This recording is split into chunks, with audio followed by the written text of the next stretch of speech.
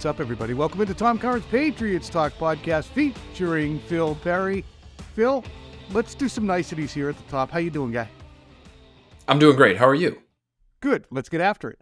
Patriots make it official with their hire of Bill O'Brien. They released an announcement. They are heading to Vegas. Ian Rappaport this morning, we've been giving some focus to the Shrine Bowl on our shows in recent days as the Patriots coaching staff heads out to the Shrine Bowl to coach Bill O'Brien, Gerard Mayo, Bill Belichick, Steve Belichick, and Joe Judge are in supervisory roles, according to Ian Rappaport. Otherwise, it's a cauldron of fire for all the coaches to get in there and fight it out and show who's a good coach this year. The most interesting part of this is that Joe Judge is included on the coaches headed out to Vegas, and Matt Patricia is not. So that, to me, is interesting. There were a lot of questions going into this week, Tom, I know. People in the building wondering what the future would hold for both of those guys. You know, I know there was a feeling in the building, again, going into this week, that Matt Patricia would not be with the team in 2023. That hadn't yet been communicated to anyone, but that was the feeling in the building there in Foxborough. And Joe Judge, there were questions there as well. Would he be moving back to special teams and maybe working with Cam McCord? It's my understanding Cam McCord will be with the team in 2023, and he's making the trip out to Vegas for the Shrine Bowl as well. Would Bill Belichick ask Joe Judge to go back to special teams? Would Joe Judge even want to do that after being a head coach and a quarterback's coach, trying to get back on that head coaching track? Right. Would that be a good move for him, something that he would be interested in? So, I mean, they interject on that. Just how those two guys are factored into. They interject on Joe Judge resisting any notions of taking a job that doesn't match the track that he would like to be on. And I don't know that to be the case, but where does he get off? Where would he get off not wanting to do that? He was a special teams coach and a wide receivers coach. He got hired by the Giants, who were in competition with Mississippi State. The Patriots let him go and interview back in 2018, 2019, whatever it was. He gets that job. He proceeds to not have two bad years with the Giants. And then he comes back to New England. And he serves as a quarterback's coach. And what we're going to detail straight ahead is a Herald article that talks all about the offensive coaching staff, Matt Patricia and Joe Judge, and kind of has Joe Judge in the crosshairs. So I just don't think he's in a position to be able to dictate, oh, that's beneath me, I'm not going to do it.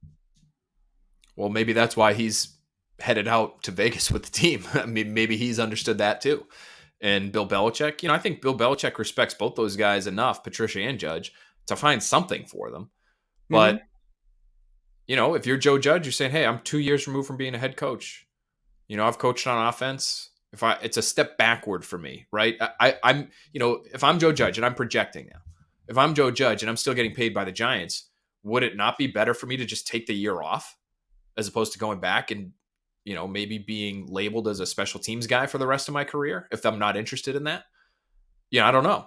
So that to me would be, the decision on the table maybe for him.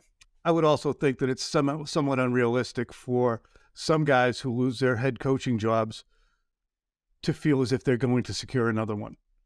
Some guys are there for 3-4 years, things don't go well, and then they're back and they have another opportunity.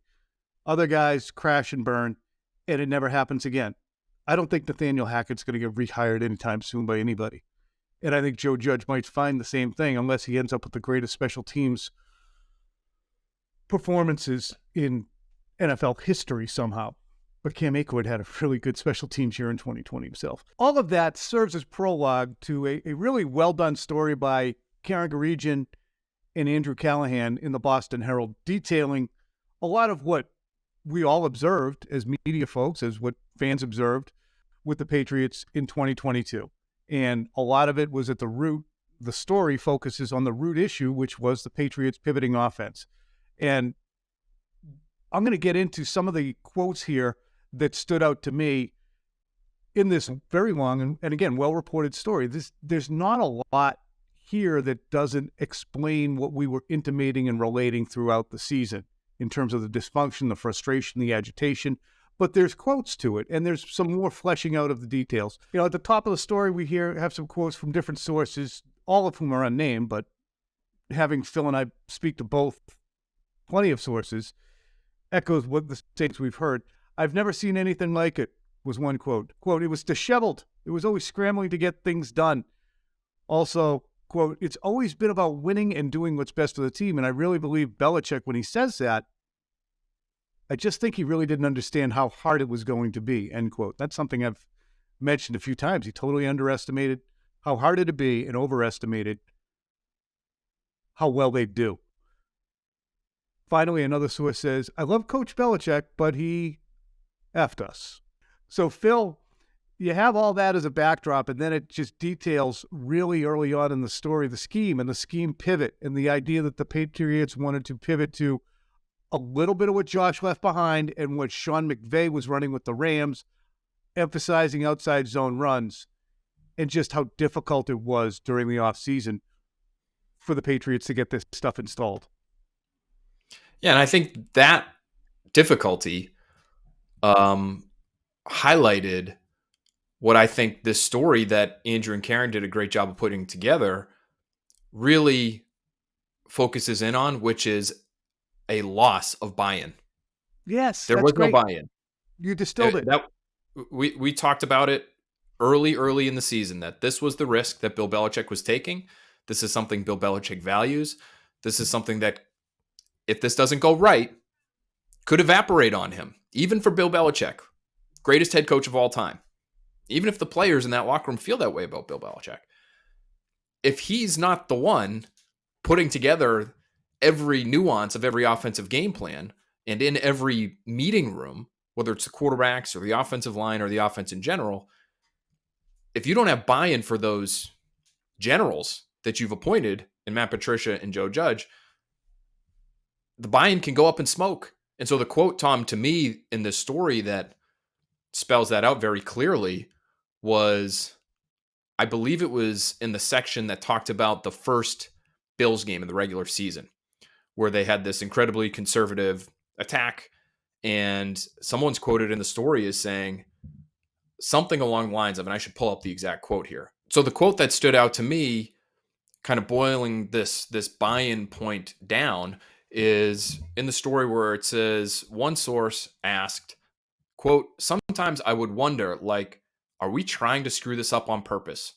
Close quote. And Tom, if you feel that way going into a week or in the middle of a season, in my opinion, you might as well not even show up, because it's going to be very, very difficult for you to win games with that floating around in your head.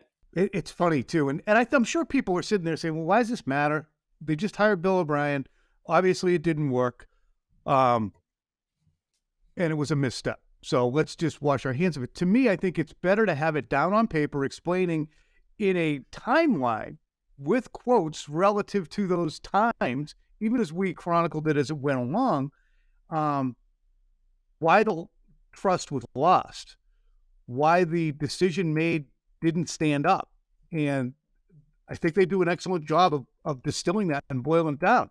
So starting back as they started implementing the offense, it said the results were disastrous in trying to install this offense. Over time, the staff tossed most of the play action passes, that pivot, while necessary, further alarmed those who felt concerned about the reduced volume of plays, which is what Kendrick Bourne referred to when he was speaking to Mike Reese last spring, and what you referred to. They want to play faster. They want to be quicker. They want to be able to get to the line of scrimmage and run things. Under McDaniels, back to the story, involving the installation of 25 pages worth of fresh run plays was normal during training camp. Another 25 passing plays and upwards of 40 pages for the offensive line learning protection schemes. And that was a typical training camp practice. Now, install doesn't mean you're learning from scratch. It means you're re-repping it. Everyone gets it. They just walk through it. Back to the story. Under Patricia and Judge, those numbers were cut roughly by half. A lot of guys were getting worried, is a quote from a source, because when we were in the middle of camp, we were wondering what the plan was for our offense because we hadn't put enough install in. We had a couple protections, a couple of core run plays, but our pass game didn't have much in it. Here's an interesting aspect, too, and this is where you end up getting some of the evidence seen by Kendrick Bourne and Joe and Matt Patricia perhaps getting sideways. Back to the story. None of the assistants had coached a Shanahan-style offense before. Me paraphrasing now. So the guys started getting pissed off. And here's a quote. A lot of guys would ask, well, what's going to happen if the defense does this? And you would see that they really hadn't accounted for that yet. And they'd say, we'll get to that when we get to that. That type of attitude got us in trouble. And that, to me, isn't just being over your head, Phil. It's being, we got it. Don't question us. We understand what's going on. And it also, one quick thing, it also mentions how you're reporting on the Patriots reorganizing their pass protection from a numbers-based to a word-based system. The rules created confusion among the offensive linemen and put Jones under a daily barrage of pressure, and you began to see it as the season and training camp went along. It was a jailbreak some days because of all this stuff, and then all of a sudden you got your second-year quarterback wondering where the torpedo's coming from that's aimed directly at his head. Bill, your ball. Well, and it started early, right? I mean, we could see in training camp the free runners, and Mac Jones talked about openly the free runners. Hey, we just got to make sure we limit the free runners. The free runners. I forgot about the free runners. You're in no danger guys of being hit in those remember, situations, right? Oh, remember the story you told about Mac Wilson? Just tell the Mac Wilson story again. I'm actually, it's sort of hazy for me now, but I remember, I think it was a red zone period where Mac Wilson just walked through the middle of the line with his hands up because he knew he couldn't hit the quarterback. And he probably, we'd probably get an earful if he blew up the offensive play so that they couldn't run the rep. But the protection was so blown from the jump that he just walked right through the middle of the line with his hands up. Like, is anybody going to even acknowledge me here? These are valuable training camp reps. Well, and Tom, it got to, so you get to week one, right? Your first chance of, outside of the preseason, your first chance of the quarterback really getting hit. And what happened week one? Mac Jones left with a back injury, and they couldn't handle the all-out pressure looks that they knew they were going to get from Miami, that they did get from Miami, because that's Josh Boyer, former defensive coordinator for the Dolphins. That was his MO. And I was told basically what happened after that game was it became clear to everybody that Matt Patricia couldn't coach the offensive line and be the de facto offensive coordinator and call the plays. And so it was after that game that Billy Yates was full-time brought down to the sideline. Remember, he had been up in the press box for the first halves of games. It happened in that week one game, and it happened in the preseason as well. And he was essentially given the responsibilities of being the offensive line coach. But the fact that they got that far into it and that they almost lost the quarterback to a back injury because they didn't know going into that game that Matt Patricia couldn't handle all of those things, it's pretty damning. And it's just another example of how not just Bill Belichick, but the entire coaching staff this past season was spread thin. And that was something that was very apparent to players early on too. It was like a family-run restaurant that had, that tried to, create multiple franchises across a wide swath of the region, and all of a sudden the product, loses its luster. Well, why? Well, how hard could it be? You have too many jobs for not enough people. Yeah, and the idea of how hard can it be, we did it once, we'll do it here too. And what's interesting is we talked about the timetable and Bill referencing the timetable, and stay patient, might take a while. You can see that as the season goes along, they're trying to get the numbers base to try to get the run base, but it's interesting to see how Andrew and Curran do a nice job of pointing out the run pass schemes. They're so far behind in the run game, and they're so far behind in marrying what is pivotal in that Shanahan scheme, which is you run stretch, you run stretch, you run stretch, and then you run a bootleg off of it. It shows a glaring issue, or it says a glaring issue was the disconnect between the run and pass schemes. According to Sports Info Solutions, the Patriots called 83 outside zone or stretch run plays during the regular season compared to a league-low 5 bootleg and play-action passes, the most common and complementary passing scheme off of those runs. In other words, they never implemented the crossers that come downfield off of the bootleg so you can throw those things. The stuff that Shanahan implemented, where you would see Jake Plummer, or who's the other guy? His name begins with Kyle Orton. They would run these plays, and you would either see Rod Smith or Brandon Marshall, or you name the Denver Broncos receiver on a cross, catching it 20 yards downfield with no one around him because they had set it up with the stretch run play. The Patriots never married that up. They went into the season without having done that. And Tom, the other thing that I thought they did a good job of pointing out was the lack of answers. And that's something that in conversations that I've had since the season has ended, that was really, when it comes to the X's and O's, that was, I think, the biggest issue. Was they would go into games understanding that they weren't prepared for certain defensive looks. And, the way that Andrew and Curran lay it out, it was especially these players that had been in these West Coast systems before that said, well, what if the defense does this? Then how do we respond to that? And you get we'll get to that when we get to it. But that went on really all year. And that just was, I think, very apparent. Again, these guys are professional athletes. They played at high levels in the college ranks for the most part. They understood what it was to be working for a good offensive coordinator and a good offensive coaching staff. And the fact that they were going into games knowing that they didn't have the answers to the test, I think that makes an already incredibly difficult job, which is just executing when you do have the answers in a game situation. It makes it impossible. And so again, how you could be bought in when that is the system that you're trying to function within, I don't know how you could. I think it was really difficult for team leadership because I don't think, some of these quotes, listen, I think they are indicative of a feeling in the locker room. I don't think it's necessarily universal when it comes to like some of the sentiments on Bill Belichick. That's not at least what I've been told.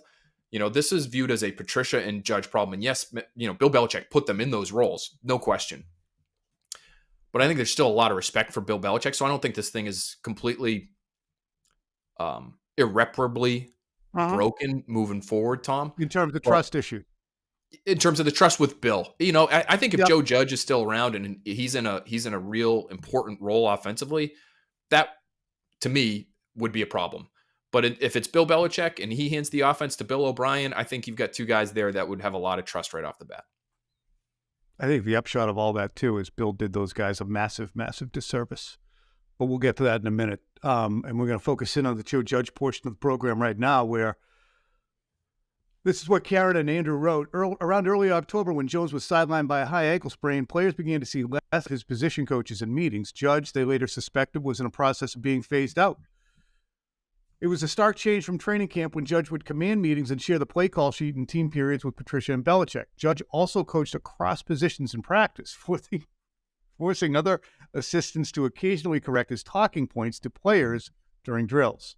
Quote, I think there were times coaches were frustrated, especially the ones who had been on staff in years past, and know what we had done. As Patricia came under fire outside as the face of the offense, Judge drew increasing criticism from within. Belichick would blast him in practice, and it wasn't uncommon for Judge and Jones to trade profanity-laced outbursts. Jones' trust in his position coach was effectively non-existent. Quote, Mac didn't like him. Not all. Here's another quote, Judge would speak extra loudly in meetings, trying to project that he was the guy, and I think that kind of rubbed people the wrong way. A lot of people were frustrated with Judge. Prior to the season, look, in 2019, in the Patriots year when Judge was their wide receivers coach, I related a story in which there was a player who got so frustrated with Judge and basically said to him, look, you don't know what you're talking about. You don't know how to coach wide receivers. And that caused a dust up, and the player got some disciplining for it.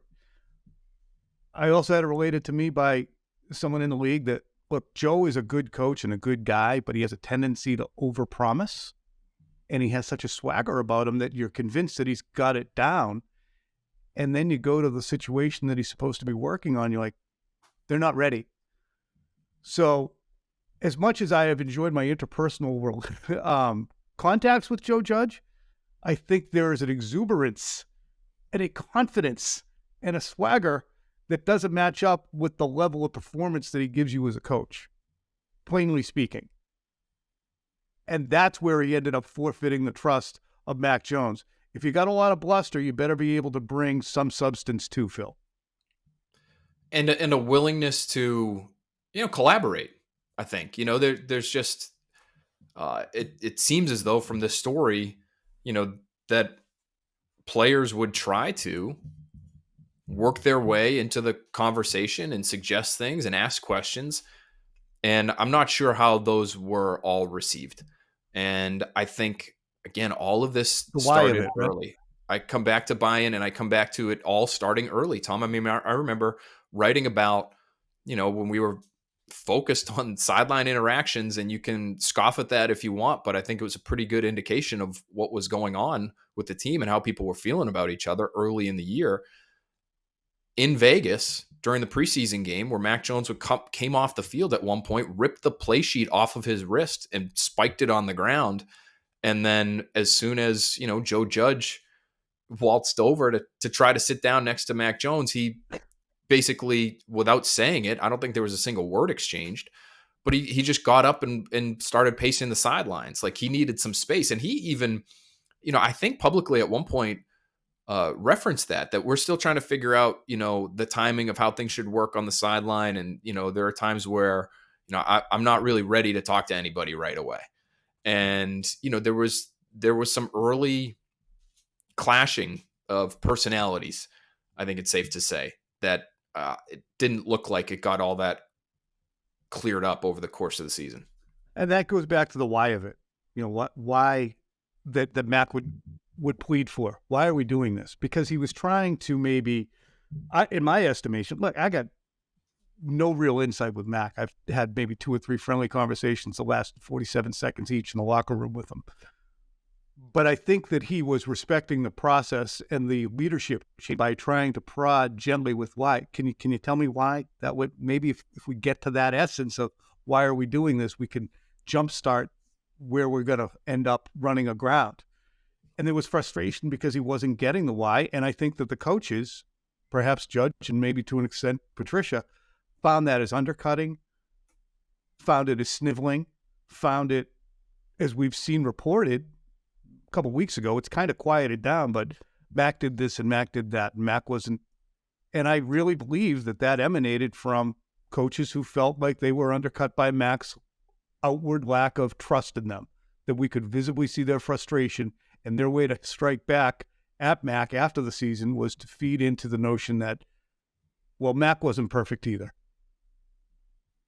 And to me, it's just so friggin' dysfunctional because people, Judge and Patricia, want to get back to being head coaches. Bill put them in a shit position of leadership roles that they weren't prepared for. And then not only did they probably realize it themselves, they also got shown up by a snot-nosed, privileged little quarterback with big ears who made them look stupid on the regular. So I'm just laying out how it just wasn't going to work, Phil. And I think to assume that I just think to assume that it would have, Tom, is just it really it's just fascinating that Bill Belichick would try, because there's so many people around all these players. There's so much information out there available on all these coaches and their backgrounds and their histories. And Bill Belichick can get to the front of the room and say, I trust these guys. These are great coaches. These are smart people. They'll do a great job. And that goes a long way. I'm telling you, that goes a long way. And so, to your point, I think players were willing, with some reservation, because of what they're hearing from the people around them, because of what they read online. Wait, this guy's never coached quarterbacks in his life? This guy hasn't coached on the offensive side since he was a very low-level assistant for Dante Scarnecchia 20 years ago almost? This might not be a great idea, but then you get the greatest coach of all time at the front of the room and telling you that it is a good idea, and you're willing to go with it and try to make it work. But when there's so much information out on these people that would suggest that they can't help you get better as a player, it gets really hard to ignore that. It's just, for Bill Belichick to assume that stuff would all get swept away because he gave these guys their blessing, I think was a misstep. Yeah. And I guess it's what can happen when you've been to 13 AFC championships and 9 Super Bowls and won 7 of them. No, that's Brady won the 7. Whatever. 6 of them. Hey, trust me, don't trust me, this is what we're doing. Suck it. That's what you end up with. But hey, just like today on this Thursday in late January, the clouds have parted and I see sunny skies. A glass of water is nice, Phil, on any hot day, but after you've crawled through sand from April through January in blazing sun and somebody offers you a glass of water, it's even more delicious. That's what I'm driving at with Bill O'Brien. He is the simple answer, but the most delicious answer for the Patriots because of what they went through. I mean, it's great psyops by Bill. Well, and talk about somebody who's going to have answers, right? He will provide his offense a toolbox from which to pull a variety of different answers when they get to the line of scrimmage or during the week when they're talking about different pressures that their opponent that week has shown that they will deploy from time to time. Having those alerts, those checks, and not just the simple ones. Like, I don't want to say that Mac Jones never altered a play at the line of scrimmage this past year, because he did, right? Usually the run check is, you're running away from a pressure, or a passing check might be, okay, we thought we might get man, but let's check to our zone play because they're clearly in zone here. That was, it's my understanding, sort of the extent of the alerts and the checks. You see Mac Jones point to the helmet, alert, alert. And you see from the receivers, if they're all on the same page, pointing to it too. Okay, we got it. You need more than that, though. And I think they will get that with Bill O'Brien, and they'll feel more confident at the line of scrimmage, but maybe even more importantly, Tom, more confident going into games about their plan. And I think that could really be sort of a multiplier in terms of overall efficiency for them on that side of the ball. And not just that, it's a multiplier in terms of attitude. It's a multiplier in terms of optimism, feeling as if you're showing up to camp with few questions. Look, 2021, the team had a good year. That team did hit the ground running. You did see Kendrick Bourne have an outstanding camp and Mac Jones win the job after working his ass off to do it. But that team came in with a lot of questions and had a shit ton to sort through as it came into that season. 2022 was an absolute wasted, lost year. I mean, quite frankly, there was about $30 million worth of salary that had a flamethrower taken to it because of this. But this year, they're going to show up with optimism. They're going to have players who know the system and understand the system, whether it's Jonnu Smith, whether it's Kendrick Bourne, all of these players who nothing was extracted from, whose performances did not match their contracts. You can get into it now and try and figure it out. And that's why I think that this season can have a huge bump and a huge jump. And there's not a lot that the team has to do aside from Bill O'Brien. Yeah, there's obviously plenty of tweaking to be done. But this is going to end up having retro rockets because the steps back taken, they're going to get back to where they were really quickly to 2021 just by inserting Bill, I think. Am I overly optimistic with this? I really don't think so. I think that even will happen before you see anything happen with, for example, Mac Jones's mechanics, right? Like he'll have an experienced quarterbacks coach for the first time in a year, which I think could help him eventually. But I think the first thing you'll see is just, it sounds very basic, but better coordination of what they're doing offensively. Guys not running into each other, pass drops, matching up with route concepts.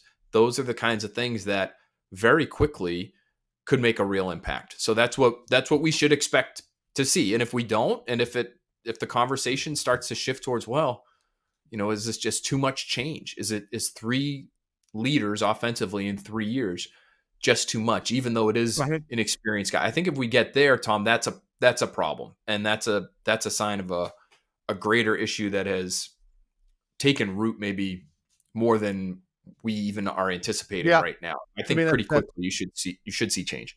Yeah, it's a good point. Was this an infection that can be cleared up by the penicillin that is O'Brien, or is this going to linger? Is Nick Caley still on the staff, Phil? He's not under contract for is he at the Shrine? 2023 season. So did he go to the Shrine Bowl? He's not listed as a Shrine Bowl All right. participant for the Patriots coaching staff. So you got a tight ends coach that needs to be filled, and you need Troy Brown is going to be your wide receivers coach. Those two positions are vital in terms of the timing.